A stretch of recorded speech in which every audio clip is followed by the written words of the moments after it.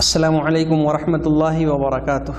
الحمدللہ رب العالمین والصلاة والسلام علی سید المرسلین وعلی آلہ واصحابہ اجمعین ومن تبعہم بإحسان الی یوم الدین، اما بعد۔ میرے تمام دینی اور اسلامی بھائیوں،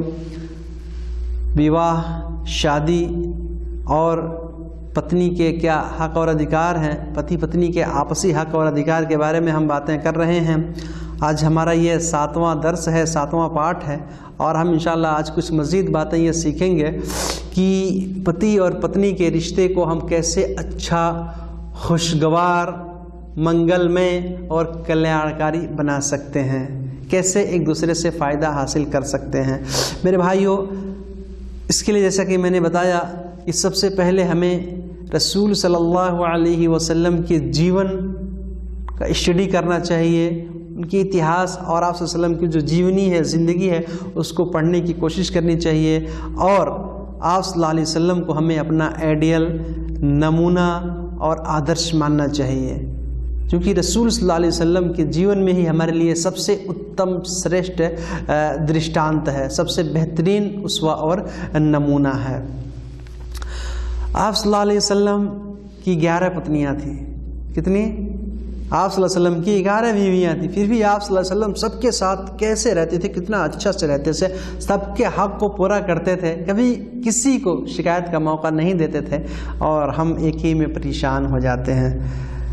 حالت خراب ہو جاتی ہے، ہماری زندگی جہنم بن جاتی ہے، دنیاوی زندگی نرک بن جاتی ہے۔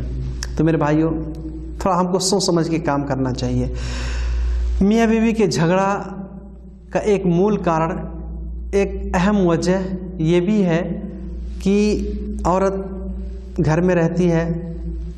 مطبخ میں کھانا تیار کرتی ہے، کچن میں کبھی کبھار کھانا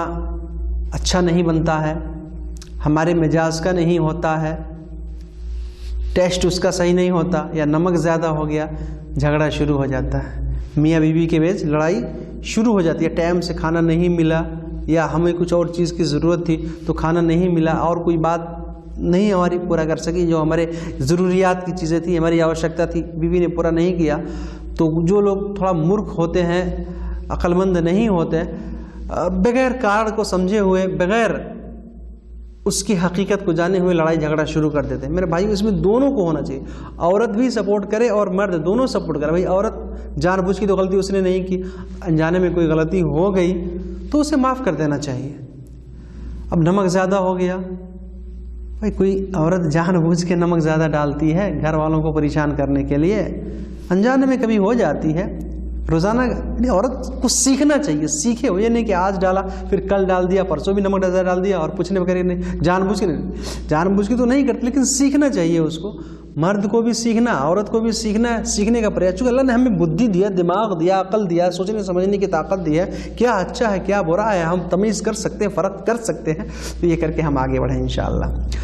مردوں کے لیے کیا ہے کہ اگر کبھی ایسی غلطی ہو جائے تو جو ہے برا بھلا نہ کہیں، چھوٹی چھوٹی غلطیوں کو پکڑ کے عورتوں کو نہ ڈانٹیں، نہ ڈپٹیں، ان کو ستانے کی کوشش نہ کریں، ان کو برا بھلا زیادہ نہ کہیں، بلکہ رسول صلی اللہ علیہ وسلم کیا کرتے تھے اگر کھانا وغیرہ صحیح نہیں ہوتا، صحیح بخاری اور صحیح مسلم کی روایت، ما عاب رسول اللہ صلی اللہ علیہ وسلم طعاما قط، رسول پاک صلی اللہ علیہ وسلم نے اپنی پوری زندگی میں کبھی بھی کسی بھی کھانے کو عیب نہیں لگایا، اس کو برا نہیں کہا، ان اشتہاہ اکلہ، اگر اچھا لگتا تھا اس کو پسند کرتے تھے، کھا لیتے تھے، وَإِن كَرِهَهُ تَرَكَهُ، اور اگر ناپسند کرتے تھے، اچھا نہیں لگتا تھا، من کو نہیں بھاتا تھا تو چھوڑ دیتے، مگر کبھی یہ نہیں کہتے تھے کہ یہ کھانا اچھا نہیں، کبھی نہیں کہا آپ صلی اللہ علیہ وسلم نے۔ یہ آپ صلی اللہ علیہ وسلم کا اسوہ، نمونہ، آپ صلی اللہ علیہ وسلم ہمارے لیے آئیڈیل ہے، آپ صلی اللہ علیہ وسلم کا یہ طریقہ ہے، اور اس سے انشاءاللہ بہت حد تک ایک یعنی مسئلے کا حل ہمارے گھر میں ہو سکتا ہے۔ سارے لوگ، چاہے شوہر ہو چاہے اور دوسرے لوگ گھر کے ہوں، اگر کھانا کبھی صحیح نہیں تو یہ ہرگز نہ کہیں کہ آج نمک زیادہ ہے، آج مسالہ زیادہ ہے تو آج فلاں چیز کم ہے، ایسا نہیں، بلکہ جو بھی ہے क्या कहते हैं सब्र करके खा लें, और अगर ऐसी कोई कमी होती है तो प्यार से मोहब्बत से औरत को जो है समझा दें, उस घर में खाना बनाने वाली लड़की को समझा दें, तो इंशाअल्लाह मामला हल हो सकता है। लड़ाई झगड़ा से बात नहीं बनती है, बल्कि प्यार मोहब्बत से बात बनती है, ज़्यादा बात बनती है। क्योंकि जहाँ माया मोहब्बत प्यार से बात ना बन सके तो मेरे भाई वहाँ लड़ाई झगड़ा से बात बनना बहुत मुश्किल होता है, बल्कि नामुमकिन होता है। तो प्यार मोहब्बत को हमें प्राथमिकता देना चाहिए, लड़ाई झगड़े से दूर रहने की कोशिश करनी चाहिए। मेरे भाइयों एक हदीस और सुन लीजिए, सही मुस्लिम की रिवायत, रसूल पाक सल्लल्लाहु अलैहि वसल्लम ने एक मरतबा शोरबा मांगा अपने घर वालों से, कुछ शोरबा दे दो मुझे खाने के लिए। बीवियों ने कहा शोरबा नहीं है, हमारे पास सिर्फ सिरका है। सिरका जो लेमू और अंगूर या दूसरी चीज़ों को निचोड़ करके जो है उसका रस धूप में सुखा करके सिरका बनाते हैं, इस तरह का तो सिरका था। रसूल पाक सल्लल्लाहु अलैहि वसल्लम जो है ने फरमाया वही लाओ। आप सल्लल्लाहु अलैहि वसल्लम उस सिरका को खाने लगे, खाने में मिला करके, और कहने लगे निअमल उदमुल खल, निअमल उदमुल खल, वाह क्या ही बेहतरीन शोरबा है ये सिरका, क्या ही बेहतरीन शोरबा है, मुझे तो बहुत अच्छा लग रहा है, ये सिरका ही मुझे बहुत अच्छा लग रहा है, ये भी तो बहुत बेहतरीन शोरबा है। तो मेरे भाइयों इस तरह से मिल के हम रह सकते हैं। जो बेवकूफ़ या मूर्ख या अहमक या पागल इंसान होते हैं वही बात बात में, छोटी छोटी बातों में अपनी बीवियों की कमी को निकालते हैं और जो है उनसे झगड़ा करने की कोशिश करते रहते हैं। या बीवियां भी कुछ इस तरह की होती हैं जो समझ नहीं पाती हैं, बात बात में अपने शौहर से, अपने मर्द से, अपने पति से जो है उलझने की कोशिश करती हैं और उनकी ज़िंदगी जो है नरक बन जाती है। तो दोनों को इससे मिलजुल के रहना चाहिए और प्यार मोहब्बत से अपने जीवन को गुजारने की कोशिश करनी चाहिए। एक दूसरे की कमी को ना तलाशें, बल्कि अगर उसके अंदर कोई अच्छाई है तो उसकी बड़ाई करने की आदमी कोशिश करे। मेरे भाइयों इसके साथ साथ जो है हमें एक बात और ध्यान देना चाहिए कि हमें अपनी पत्नी, अपनी बीवी, अपनी वाइफ के साथ सिर्फ अच्छा व्यवहार नहीं करना, अच्छा सलूक नहीं करना, बल्कि उसके साथ साथ जो उसके माता पिता हैं, उसके माँ बाप हैं या उसके भाई बहन हैं और जो उसके रिश्तेदार हैं, उनके साथ भी हमें अच्छा व्यवहार करना चाहिए। इस्लाम धर्म हमें इसकी भी इजाज़त देता है और इसका भी हमें हुक्म देता है, इसका भी हमें आज्ञा देता है। रसूल पाक सल्लल्लाहु अलैहि वसल्लम की सेवा में एक बूढ़ी औरत आती थी बराबर। जब भी वो आती रसूल सल्लल्लाहु अलैहि वसल्लम खड़े हो जाते, उनका स्वागत करते, उनका इस्तकबाल करते और फिर उनका बहुत आदर और सम्मान करते, उनका बहुत इज्जत और इकराम करते, अच्छी जगह पे बैठाते, उनका हाल खबर पूछते थे। हज़रत आयशा रज़ी अल्लाह ताला अन्हा ने एक बार पूछ लिया, अल्लाह के रसूल ये कौन है, आप इनके साथ इतनी प्यार मोहब्बत से क्यों पेश आते हैं, इतना नम्रता पूर्वक इनका इतना आदर और सम्मान आप क्यों करते हैं। रसूल सल्लल्लाहु अलैहि वसल्लम ने बयान फरमाया, इन्नहा कानत अतीना इंद खदीजा,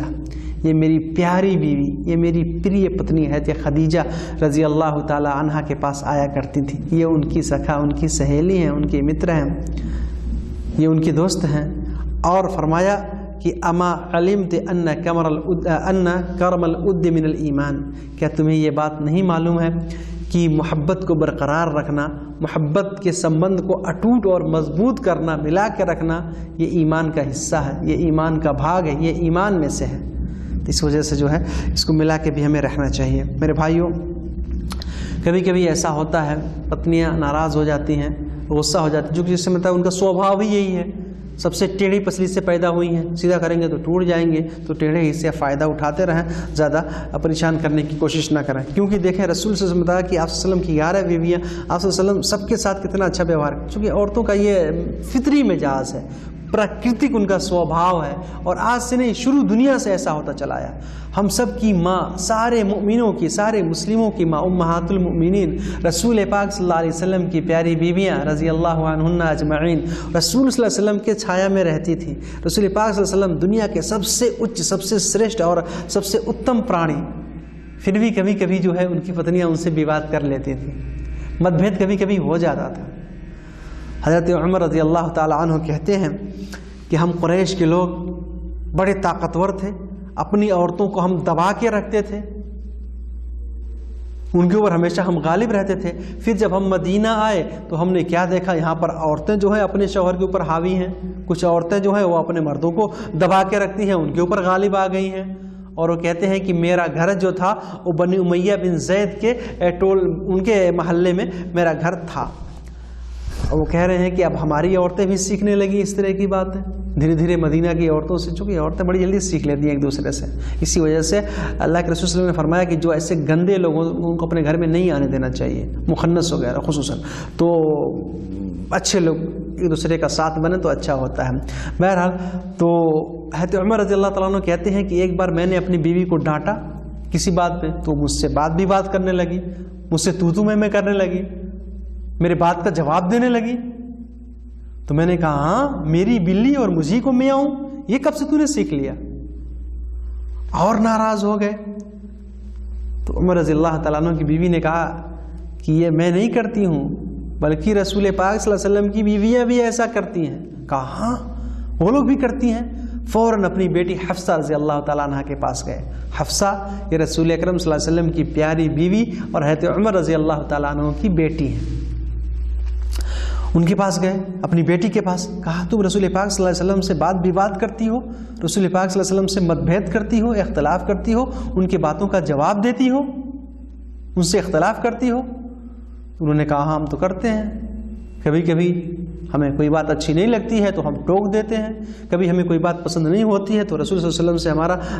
متبھید بھی ہو جاتا ہے۔ تو انہوں نے کہا ایسا ہرگز مت کرنا، کہا ایسا ہرگز مت کرنا، کہا قد خابت من فعلت ذلك منکن وخسرت، تم میں سے ایسا جو بھی کرے گا وہ برباد ہو جائے گا، تم میں سے جو بھی ایسا کرے گی، جو بھی امہات المومنین جو بھی رسول صلی اللہ علیہ وسلم بیوی ایسا کریں گے وہ برباد ہو جائیں گے، پدبھرشٹ ہو جائیں گے، چتگرست ہو جائیں گے، ان کی دنیا آخرت دونوں برباد ہو جائے گی، وہ گھاٹا اٹھانے والوں میں سے ہو جائیں گے۔ پھر انہوں نے کہا کیا تمہیں یہ نہیں معلوم ہے کہ ان یغضب اللہ علیہا لغضب رسول اللہ صلی اللہ علیہ وسلم، کہ اللہ تعالیٰ ناراض ہو جاتا ہے جب کوئی رسول صلی اللہ علیہ وسلم کو دکھ اور تکلیف دیتا ہے؟ تو کیا تمہیں یہ نہیں معلوم؟ جو اللہ کے رسول کو غصہ کرے، جو اللہ کے رسول کو ناراض کر دے، وہ اللہ کو ناراض کرتی ہے۔ جس نے اللہ کے رسول کو ناراض کر دیا وہ ایک اس نے اللہ کو ناراض کر دیا۔ کیا تمہیں یہ بات نہیں معلوم؟ اور جو اللہ کو ناراض کر دے، جو اللہ کو غصہ کر دے، جو اللہ کو کرودت کر دے، جو اللہ کو اینگری کر دے، وہ تو برباد ہو گیا، وہ تو برباد ہو گیا۔ اللہ کے رسول صلی اللہ علیہ وسلم وہیں بیٹھے تھے، ساری باتیں سن رہے تھے، اور آپ صلی اللہ علیہ وسلم مسکرا رہے تھے۔ آپ صلی اللہ علیہ وسلم ساری باتیں سن کر مسکرا رہے تھے، ہنس رہے تھے، کیونکہ رسول صلی اللہ علیہ وسلم کو معلوم تھا کہ عورتوں کا یہ پراکرتک سوبھاؤ ہے، یہ ان کی فطری عادت ہے کہ اس طرح سے کرتی ہیں۔ پھر بھی رسول صلی اللہ علیہ وسلم جو ہے سب کے حق وعدہ کرتے تھے، سمجھتے تھے، اور جس طرح سے مناسب ہوتا تھا ڈانٹ پھٹکار کے یا کوئی اچت